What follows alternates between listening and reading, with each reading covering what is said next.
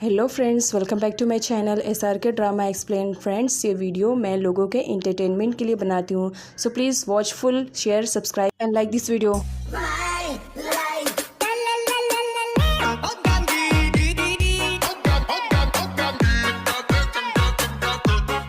दोस्तों, ये ड्रामे की एक्सप्लेनेशन का पार्ट नंबर 2 है। अगर आपने प्रीवियस पार्ट को नहीं देखा है देन डिस्क्रिप्शन में मैंने लिंक मेंशन किया, आप उसके थ्रू देख सकते हैं। एंड हाँ, अगर आपको इस ड्रामे की एक्सप्लेनेशन पसंद नहीं आ रही देन कमेंट कर सकते हैं, मैं ड्रामा चेंज कर दूंगी। पार्ट 2 की स्टार्टिंग सैम और टॉम से होती है। दोनों ली को विजिट करने के लिए हॉस्पिटल में जाते हैं, जहाँ पर टॉम बहुत ज़्यादा रेडी शेडी होकर आया था। एक्चुअली ली तो बहाना थी, वो रैन से मिलने के लिए आया था बिकॉज वो रैन से बहुत ज़्यादा प्यार करता है।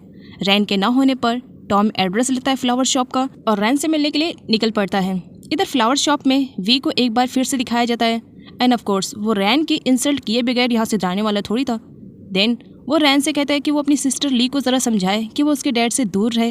वो जितना दूर रहेगी उतना ही रैन के लिए बेटर रहेगा। रैन को बुरा लगता है कि वी इस तरह उसे धमकी दे रहा है। देन वो भी उसे फुल मुँह तोड़ जवाब देती है, जिसकी वजह से वी को बहुत ही ज़्यादा गुस्सा आता है और वो यहाँ पर रैन के साथ फाइट करने लगता है। रैन फ्लावर शॉप में हंगामा क्रिएट नहीं करना चाह रही थी, इसी वजह से वो वी से कहती है वहाँ से जाने के लिए। वी जाते जाते रैन को धमकी देकर के जाता है कि वो अपनी सिस्टर को समझाए, नहीं तो रैन के साथ अच्छा नहीं होगा। टॉम भी वहाँ पर पहुँच जाता है फ्लावर शॉप में रैन से मिलने के लिए, जहाँ पर वो वी को देखता है। टॉम वी के बारे में अच्छे से जानता है कि वी कितना घटिया पर्सन है। देन वो रैन को सजेस्ट करता है कि वो वी से दूर है। आगे फ्लावर शॉप के ओनर को जब मालूम पड़ता है कि रैन के साथ कोई लड़का बदतमीजी कर रहा है, देन वो आउट ऑफ कंट्रोल होकर के रैन के पास जाता है, जहाँ पर उसे टॉम दिखता है और बिना कुछ सोचे समझे वो टॉम के साथ फाइटिंग स्टार्ट कर देता है कि तुम्हारी हिम्मत भी कैसे हुई रैन के साथ बदतमीजी करने के लिए। बाद में टॉम के हाथों मार खाने के बाद ऑनर को रियलाइज होता है कि वो बंदा टॉम नहीं है, जिसे वो समझ करके उसके साथ फाइट कर रहा था। नेक्स्ट दिन में टॉम अपनी सिस्टर ताई के पास जाता है। ताई उसे इतना ज़्यादा खुश देख करके रीज़न पूछती है, क्या बात है, आज से पहले तुम इतना ज़्यादा खुश नहीं दिखाई दिए, कुछ स्पेशल है? टॉम नहीं बताता है ताई को कि वो रैन को बहुत ज़्यादा लाइक करता है, लेकिन उसे इंसिस्ट करने पर वो हिंट तो दे देता है कि उसकी लाइफ में कोई लड़की आ गई है जिसे वो बहुत ज़्यादा प्यार करता है। इधर सैम को जब मालूम पड़ता है कि वी ने फ्लावर शॉप में रैन के साथ कितनी बदतमीजी से बात की है, देन वो उसे सजेस्ट करता है कि उसे रैन के साथ ऐसा नहीं करना चाहिए, क्योंकि रैन बाकी लड़कियों की तरह नहीं है, वो डिफरेंट है, अच्छी है, इनोसेंट है। जिस पर वी वॉज लाइक इनोसेंट और तुम भी कह रहे हो? ऐसा कुछ भी नहीं है, वो कितनी इनोसेंट है ये मुझसे बेटर तुम बिल्कुल भी नहीं जान सकते हो। उसे तो उस फ्लावर शॉप से निकाल फेंकूंगा। वी के डैड ली को विजिट करने के लिए उसके घर पर आते हैं, जहाँ उन्हें मालूम पड़ता है कि ली पहले से बेटर है। देन वी के डैड ली और रैन को इनवाइट करते हैं अपने घर पर लंच के लिए। पहले तो ली मना करती है, लेकिन बाद में वो हाँ कर देती है। इधर टॉम और ताई को दिखाया जाता है, दोनों अब न्यू घर में शिफ्ट होने वाले थे, जहाँ पर उनसे मिलने के लिए वी के डैड आते हैं। वी के डैड को बिल्कुल भी अच्छा नहीं लगता है कि टॉम और ताई उनसे दूर रहे, क्योंकि वो भी टॉम और ताई को अपनी फैमिली ही जैसा मानते थे। तो इसी वजह से वो टॉम को मना करते हैं कि वो दूसरे घर में शिफ्ट ना हो, बल्कि उन्हीं के ही घर में आकर रहे। आगे ली और रैन वी के डैड के इन्वाइट करने पर उनके घर पर पहुँच जाते हैं, जहाँ पर टॉम और ताई तो पहले से थे।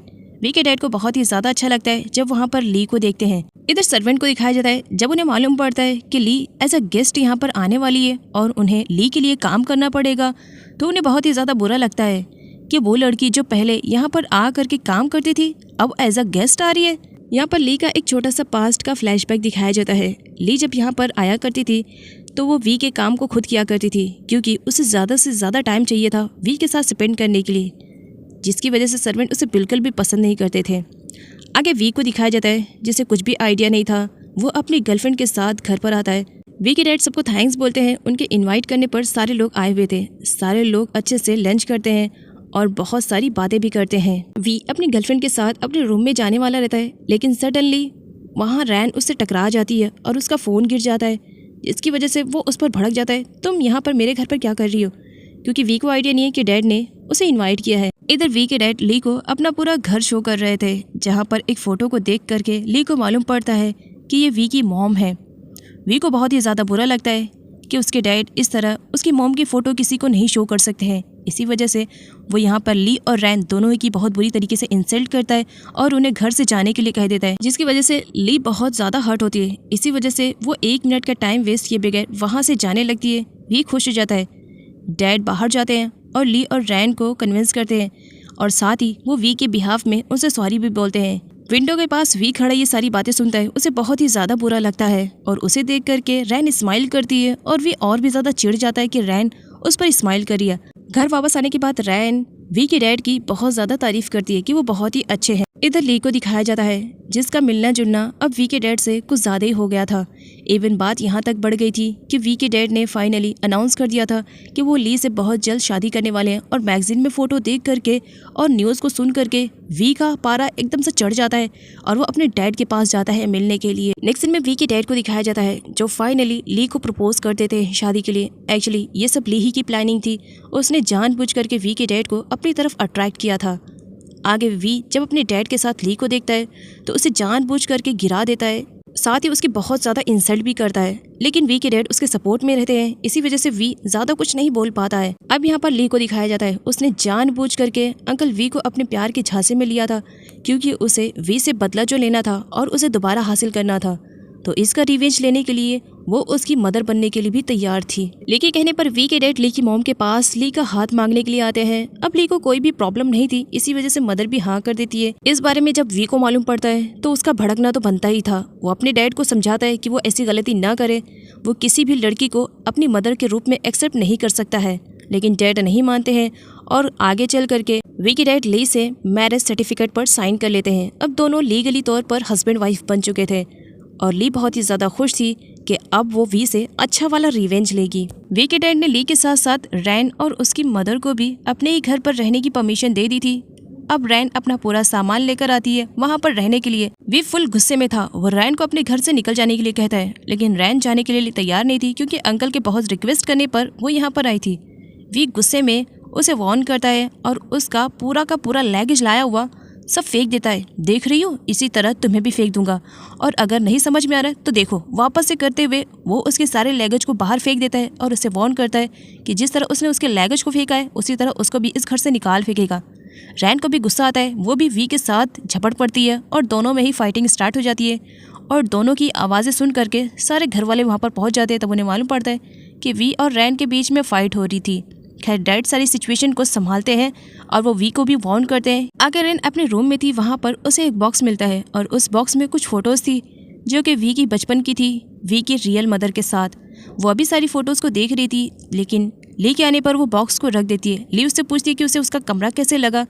रैन बताती है कि अच्छा लगा। इधर फ्लावर शॉप के ओनर को जब मालूम पड़ता है कि रैन अब इस जॉब को छोड़ रही है तो उसके दिल पे मानो पत्थर से पड़ जाते हैं। उसे बहुत ही ज़्यादा बुरा लगता है। वो रैन को इंसिस्ट करता है कि वो इस जॉब को ना छोड़े, जिस पर रैन फ्लावर शॉप के ओनर को बताती है कि वो कुछ टाइम के लिए थोड़ा सा रेस्ट करना चाह रही है, बस इसी वजह से वो थोड़ा सा गैप कर रही है, बाकी वो इस जॉब को कंटिन्यू करेगी। वी अपने कार में था और रैन को जाते हुए देख करके वो उसे परेशान करने का कोई भी मौका नहीं छोड़ रहा था।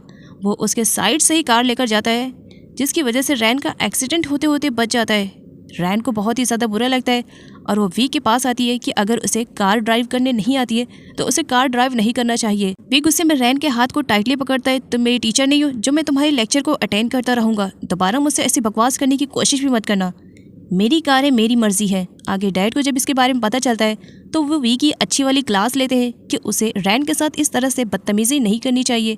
अब वो उसके घर में एज अ गेस्ट है तो जरा अच्छे से रहे। इधर चुपके से ली उन दोनों की बातों को सुन रही थी। आगे टॉम को दिखाया जाता है जो रैन को डिनर कराने के लिए बाहर लेकर आया हुआ था। काफ़ी टाइम से उसकी प्लानिंग थी, फाइनली आज सक्सेसफुल भी हो चुकी थी।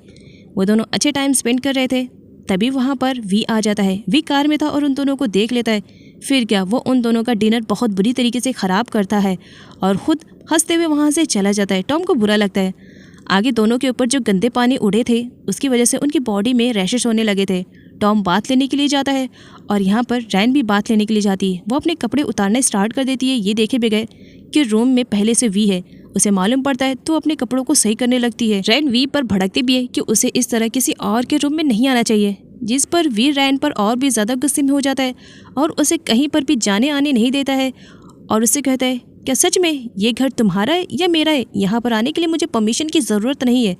और यहाँ पर वी को दिखाया जाता है जो रैन को बहुत बुरी तरीके से डराता है, जिस पर रैन उसे बाइट भी कर लेती है और उसे वहाँ से जाने के लिए कहती है। वी स्माइल करते हुए रैन से कहता है, अब टॉर्चर सहने की आदत डाल लो, रेगुलर तुम्हारे साथ यही सब होने वाला है। अगले सीन में डेकोरेशन स्टार्ट हो जाती है बिकॉज ली और वी के डैड की शादी हो चुकी है और उन्होंने इस खुशी में पार्टी को भी ऑर्गेनाइज किया है। बस उसी की तैयारियां चल रही थी। फ्लावर शॉप का ओनर भी आया हुआ था जो रैन के पास किसी भी लड़के को भटकने ही नहीं दे रहा था। वी मॉर्निंग में उठता है, उसके हाथ में पेन हो रहा था। देखने पर उसे मालूम पड़ता है कि रैन ने कल जो बाइट लिया था उसी का पेन हो रहा है।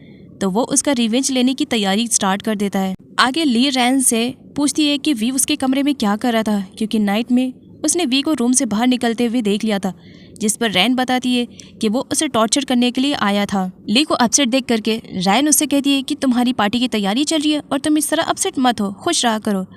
आगे ली को एक ब्यूटीफुल ड्रेस में दिखाया जाता है। सारे लोग रेडी शेडी होकर के पार्टी में आ चुके थे। रैन की जब एंट्री होती है तो टॉम का मुंह तो खुला का खुला ही रह जाता है, क्योंकि रैन बहुत ही ज्यादा ब्यूटीफुल लग रही थी। नेक्स्ट सीन में वी के डैड को दिखाया जाता है, जो ली से शादी करने के बाद बहुत ही ज्यादा खुश थे।